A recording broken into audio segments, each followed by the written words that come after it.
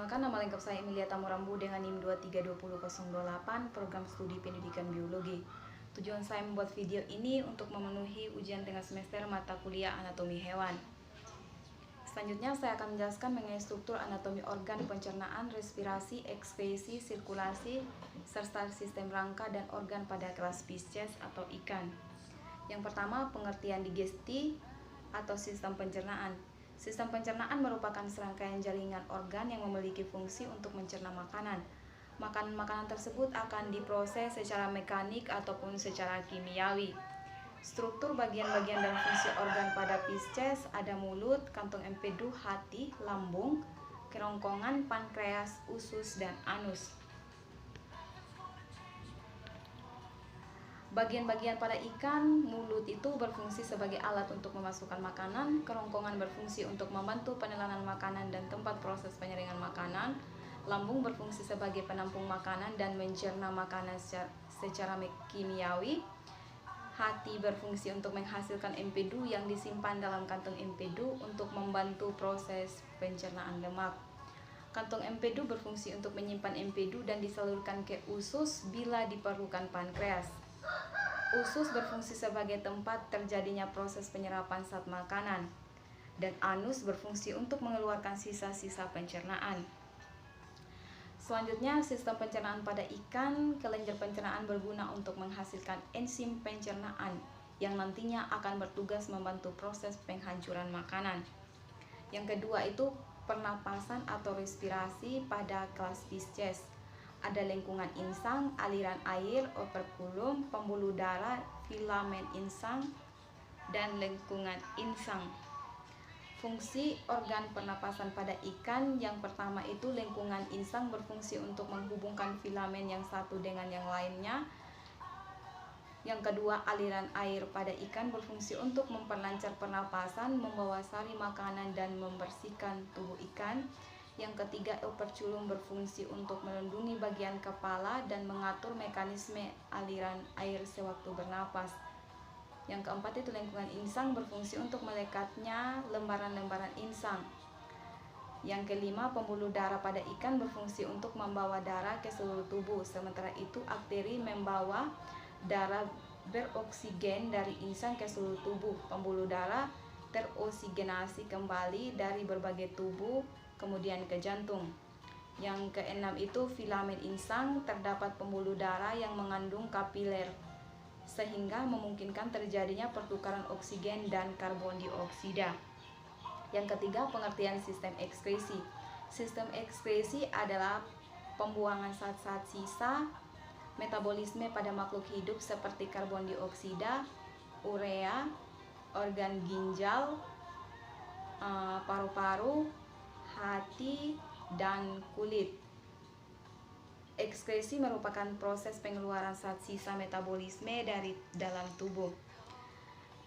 Selanjutnya, pada ikan itu kelas Pisces, sistem ekskresi pada ikan itu sistem yang terdapat pada hewan vertebrata sesuai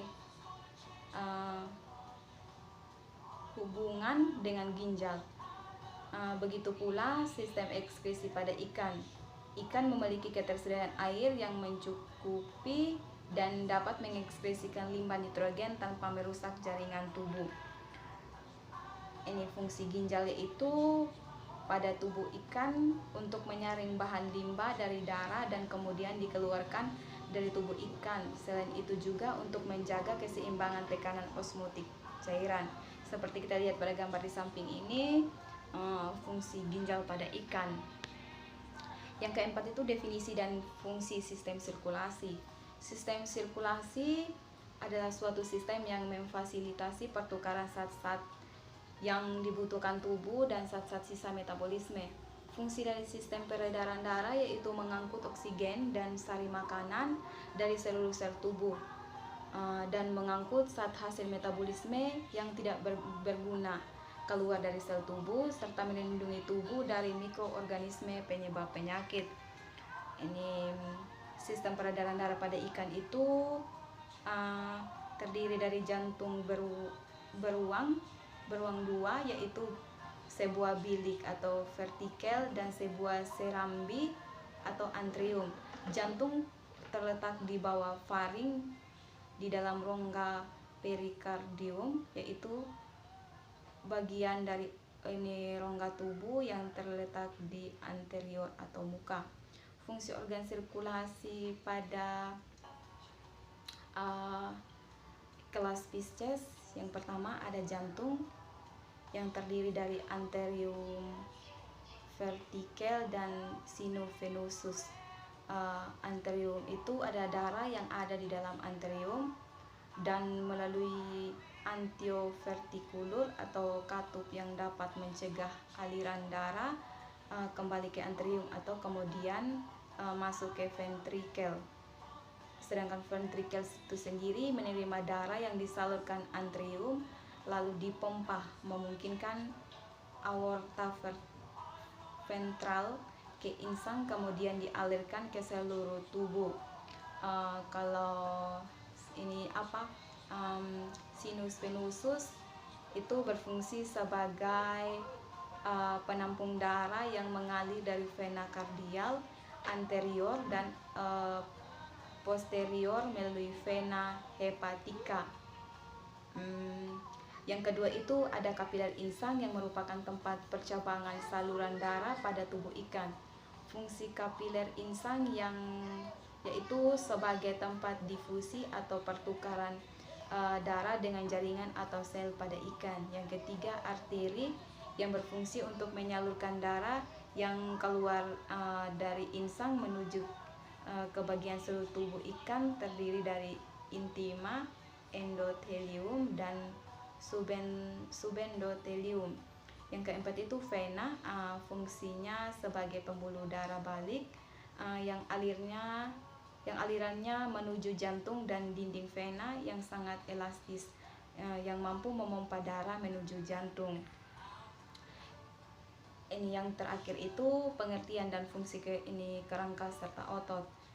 Yang pertama, ini rangka merupakan alat gerak yang pembentukan tubuh pada hewan. Rangka juga merupakan alat gerak pasif.